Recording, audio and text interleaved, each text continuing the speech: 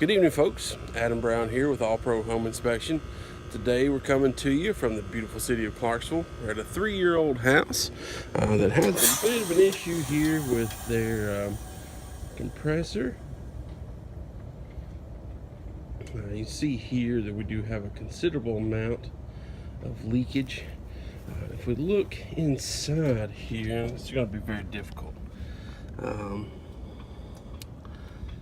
Yeah, it's probably not going to pick this up, but it is frozen.